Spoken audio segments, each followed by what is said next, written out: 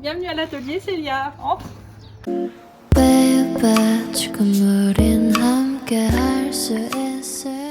Bonjour, vous êtes dans mon atelier.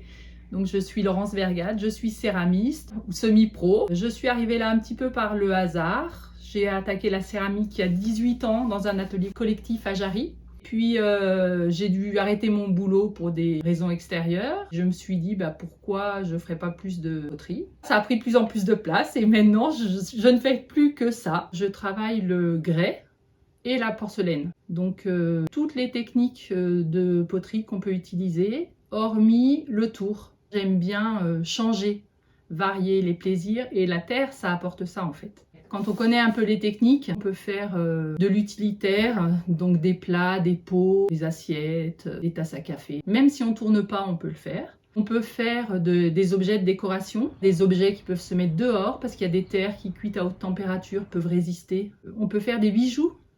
Alors les bijoux, je vais travailler la porcelaine plus spécifiquement parce que c'est une terre très très fine et qu'on peut faire des choses vraiment petites et minutieuses. C'est léger, la porcelaine.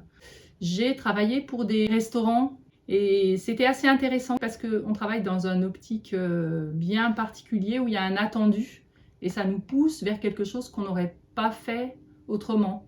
J'ai travaillé pour les mésanges, pour Christophe Haribert quand il était aux terrasses. Pas mal d'objets pour les tables. Donc un four, ça se présente vide et on construit le four en même temps qu'on met des pièces. Je vais mettre des cales et des plaques et dessus j'organise mes objets pour en mettre le plus possible parce qu'un four ça monte jusqu'à 1250 degrés donc il faut plus de 12 heures pour monter en température et après ça redescend en température, on le laisse fermer et on attend et ça peut durer un jour et demi suivant la cuisson qu'on a effectuée parce qu'il y a plusieurs sortes de cuisson.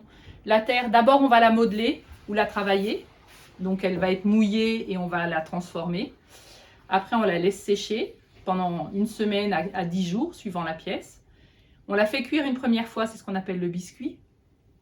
Et là, on cuit à 980. Et après, on a une deuxième intervention, on émaille, si on a choisi d'émailler. C'est une poudre en suspension dans l'eau qui va passer sur le biscuit.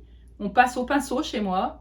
Après, on recuit. Et à cette cuisson-là, on monte plus haut en température et l'émail se vitrifie. Donc, c'est ce qui va donner l'aspect brillant ou l'aspect dur de l'émail parce qu'ils ne sont pas tous brillants.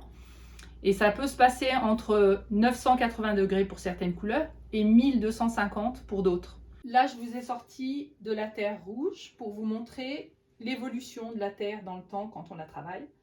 Donc, je pars d'un pain de terre comme ça. Moi, j'utilise une terre qui est chamottée, c'est-à-dire qu'elle elle est préparée en atelier et dedans, il y a des petits grains de silice qui l'aident à se tenir quand on la travaille. À un moment, on arrive à une texture, on dit que la terre est cuir. C'est-à-dire qu'on peut encore la travailler, mais elle se porte toute seule. Donc c'est un moment qui est intéressant, parce que quand on va faire un animal au début, sur ses pattes, il va s'effondrer. Donc il va falloir trouver des astuces pour qu'il se tienne. Et puis quand la terre va commencer à durcir, on pourra continuer de le travailler. Donc on part d'un pain comme ça, et puis on le transforme. Donc là, on a maintenant la terre qui est sèche. Donc ça, c'est un pot que j'ai fait au colombin. C'est les petits boudins qu'on fait. Là, quand on était petit, on a un peu tous fait ça. On les assemble. Si on regarde de près, à l'intérieur, la terre, elle n'est pas grattée. Et à l'extérieur, elle est grattée. On voit bien la différence. Une fois qu'elle est sèche, on va la cuire une première fois à 980. Et pour faire le biscuit, elle ne va pas changer de couleur. Elle va rester rose. Et puis ensuite, on va l'émailler si on veut utiliser de l'émail ou la cuire en haute température. Donc, c'est ce que j'ai fait sur cette pièce où on retrouve des zones émaillées et des zones grattées. Et on voit que la terre, elle a complètement changé de couleur. Elle est devenue dorée. Donc ça, on appelle c'est un grès rouge. Voilà, c'est le jeu de l'émail, c'est ça aussi. C'est d'utiliser et d'accepter l'aléa, parce qu'il y a toujours un aléa, quelque chose d'un peu incertain. C'est pas comme la peinture où on peint du rouge, on est sûr d'avoir du rouge comme on a passé le coup de pinceau. Là, il y a toute une transformation qu'on maîtrise plus ou moins et qui fait qu'il faut avoir une acceptation de ce qui va sortir en sachant que la pièce, elle n'a pas fini sa vie tant qu'on l'a pas récupérée à la toute dernière cuisson. 같았으면 좋겠어 네 조금 느린 발걸음이 나는 좋았어 Barefoot, barefoot Take off your shoes and step in the bed